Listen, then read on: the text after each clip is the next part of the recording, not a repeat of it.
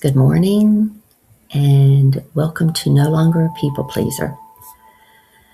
The more approval you gain by pretending to feel okay with it all, the less approval you'll actually have. I have been summoned to change the trajectory of your life. I am going to share with you today how my lifetime of pretending and wearing a mask only sent me deeper and deeper into not knowing who I was or what I wanted. I didn't know how to feel my feelings at all. Orphaned emotionally with no one to help me with all that I was feeling as a child. I spent my entire life trying to learn how to navigate all the social interactions and my own emotions and the emotions of others. I took on any emotional projections placed on me as my own feelings and measured my own self-worth by them. All my power was sucked out of me. I had been silenced from my earliest years, and deeper connection was way too difficult. So I zipped up my energy to not connect, or I connected in an unhealthy way. As a little child, feeling very alone, life was already hard and very confusing. The hope, imagination, and dreams of all the new possibilities that a lot of children grow up experiencing. If you're still here, you were like me. We did not have those same dreams of new possibilities. All that wonder had been drained out of us at an early age. We had to meet the pressures of family and society on our own, living inside our own tender little hearts, losing something so precious to us, and having our confidence and imagination stolen from us was confusing, to say the least, and something we had to accept and live with. That childlike wonder has been something we have had to practically fight for in order to regain it back. I know I did. I've been working a long time. And I say fight as in, that's what I did at first, most of my life. I thought I had to fight for it. And then 10 years ago, I finally saw the light and said, no more fighting. I need to surrender.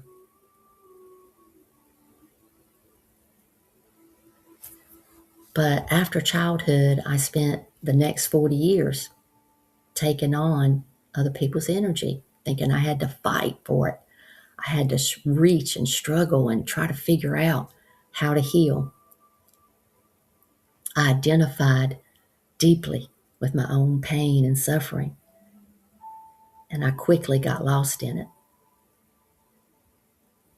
Physically, on the outside, I looked as if all was fine, but on a spiritual, emotional, and mental level, I was completely disheveled. My everyday life looked like overworking, overpleasing, and overgiving to gain everyone else's approval. I was over emotional and ungrounded, always up in my head, never following my heart or my feelings ever. I had no clue how to discern my own intuition, no clue whatsoever Making decisions was incredibly difficult and gave me so much anxiety, always reaching to know what the other person wanted from me or what they wanted from the situation at hand. Too much overthinking, afraid of what someone else would think, and my emotions got in my way. If you're here watching this, chances are you probably had a similar experience. We didn't have that safe, loving environment where our inner child felt safe to come out and play or imagine or dream. We had to rebuild. I had to rebuild. Trust in my own desires and values. I couldn't have done it without my guides and angels. And just saying it like that sounds like an understatement. I could not have done it without my guides and angels. They literally were my teachers, my parents, my mentors, and my friends. They intervened 10 years ago to begin teaching me how to trust and love myself. I gave them permission to intervene, and I recommend that you do the same, because I finally realized I knew nothing nothing about what I needed or how to heal. They taught me how to trust my own feelings again and how to rest and have downtime. They told me specific words to say. I was given everything that I needed to heal. They helped me turn my pain into passion and pleasure. They did all this because I prayed many times for someone to help me learn to discern my own intuition so that I could follow my heart. I had no idea how to do it. I prayed for help to understand how I felt about things, for help to know what I liked and what I didn't like. All I knew was what other people liked.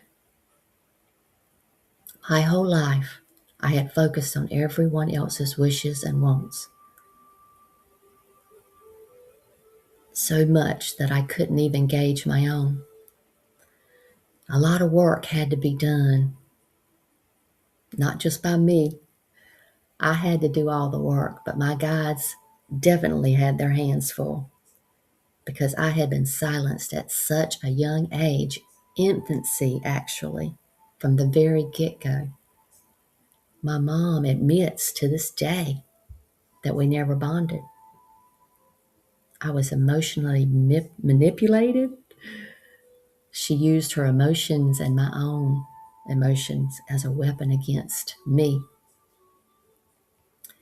But now, after 10 years of ferociously devoting myself to healing it all, I am a generational curse breaker.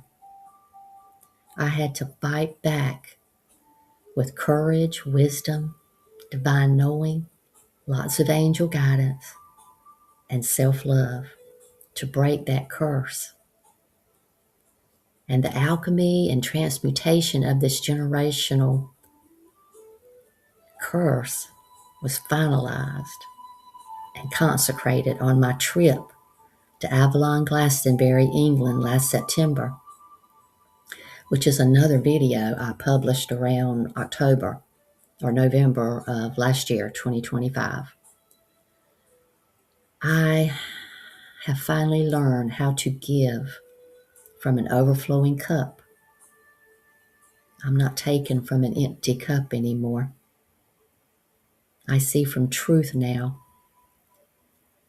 My feminine and masculine energies are balanced now because I did the work, following all the guidance, at least most of it that I can remember, from my guides and angels even when it was scary, even when it was a big unknown and I was terrified. At that point, I had learned to trust my guides and angels.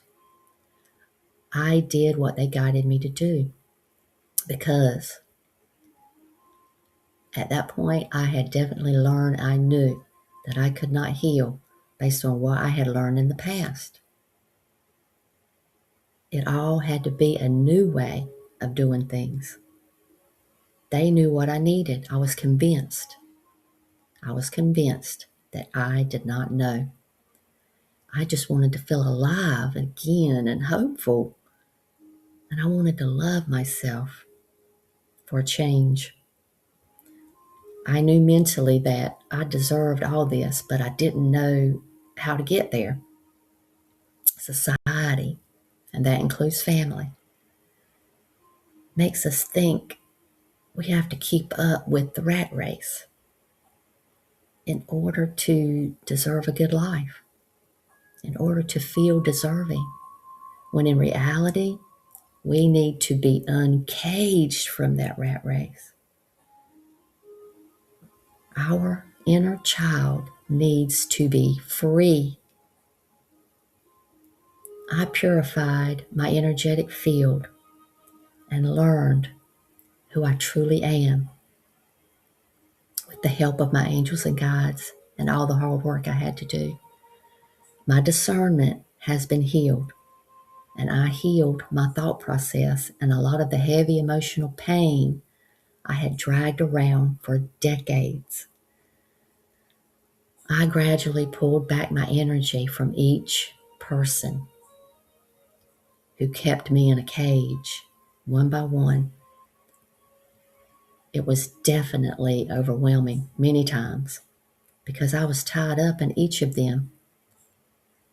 I felt the cage, but I couldn't see it until my angel showed it to me. I finally learned how to give from an overflowing cup. I'm not taken from an empty cup anymore. I see my truth now. My feminine and masculine energies are balanced now because I did do the work, following the guidance from my guides and angels. Even when it was scary, I had to trust. I did what they guided me to do. I decided that I couldn't learn based on what I had known in the past. It all had to be a new way of doing things. I'm repeating myself, but it's because it's very important to know that we need a new way of doing things in order to heal. I deserved all this, but I didn't know how to get there. Healing is a process,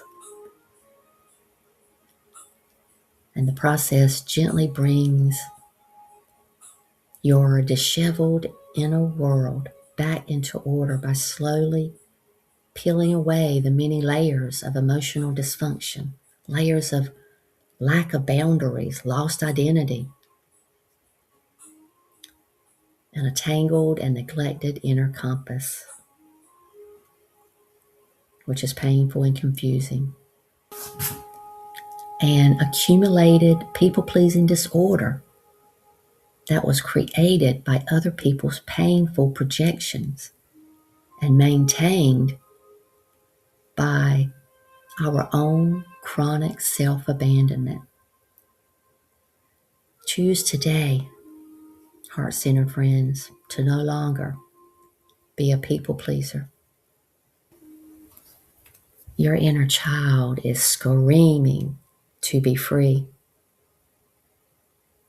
From me, all my guides and angels, and yours, we love you, we see you, we honor you, and we trust you.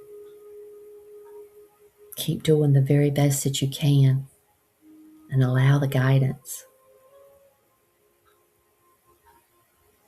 Take care. Talk to you next time.